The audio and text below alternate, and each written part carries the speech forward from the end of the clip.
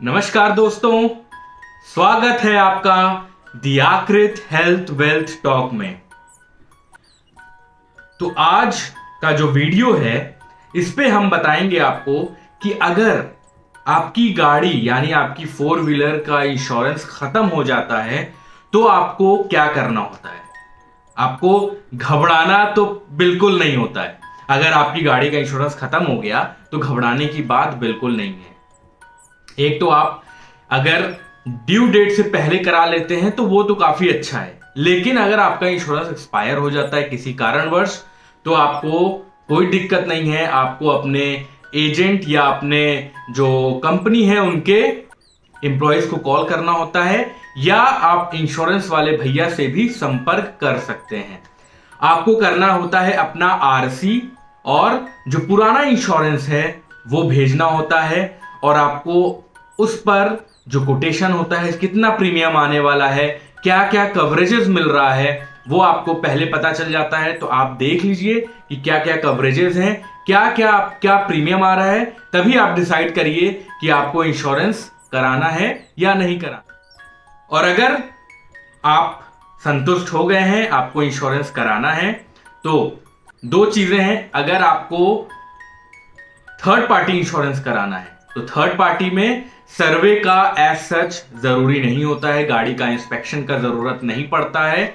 लेकिन अगर आपको ओडी प्रीमियम लेना है, गाड़ी का फुल इंश्योरेंस कराना है, तो आपको सर्वे यानी प्री इंस्पेक्शन कराने की बहुत जरूरत पड़ती है। बिना उसका आपकी गाड़ी का इंश्योरेंस नहीं होगा। आज अगर कोई पॉलिसी 12 बजे रात को एक्सपायर हो रहा है तो कल उसका इंश्योरेंस हम नहीं कर सकते हैं। उसका करने के लिए हमको पहले सर्वे कराना पड़ेगा। जब गाड़ी का सर्वे हो जाएगा, सर्वे होने के बाद जब रिकमेंडेशन आ जाएगा उस पर, तो हम उसका इंश्योरेंस कर सकते हैं। और दूसरी चीज, अगर रिकमेंडेशन नहीं आता है या फिर अगर आपकी गाड़ी में एक्सपायर हो गया, सर्वे हुआ, सर्वे में यह आया कि आपकी गाड़ी में कहीं डेंट है या कहीं पे कुछ नुकसान है आपकी गाड़ी में, तो वो पोर्शन आपका कवर नहीं आएगा। सपोज आपका सर्वे हुआ, सर्वे में आपका एक पार्ट बम्पर का खराब है, कहीं से डेंट है, तो आप समझ जाइए कि आपको उसका क्लेम नहीं मिलेगा। उसके लिए उसमें मेंशन रहेगा कि आपको ये पार्ट नहीं मिलेगा अगर आप इंश्योरेंस कराते हैं, और उसके बाद आप उस पर क्लेम नहीं कर सकते। तो देखिए, आप इसीलिए कहा जाता है कि आप जब इंश्योरेंस कराइए तो ड्यू डेट से पहले करा लीजिए। आप 10 दिन पहले करा सकते हैं, 15 दिन पहले करा सकते हैं, कोई इशू नहीं है, आप करा सकते हैं। तो जैसे मैंने आपको बताया कि 10-15 दिन पहले करा सकते हैं, तो कुछ लोग मुझसे पूछते हैं कि मेरा इंश्योरेंस सपोज 9 सितंबर 2022 को खत्म हो रहा है, आज से ठीक 1 महीने बाद।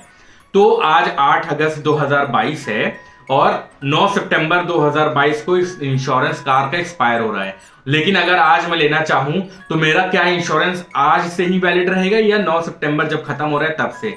तो मैं आपको बता दूं, घबराने की जरूरत नहीं है। ये आपका 1 महीना आपका पुराना ही इंश्योरेंस चलेगा।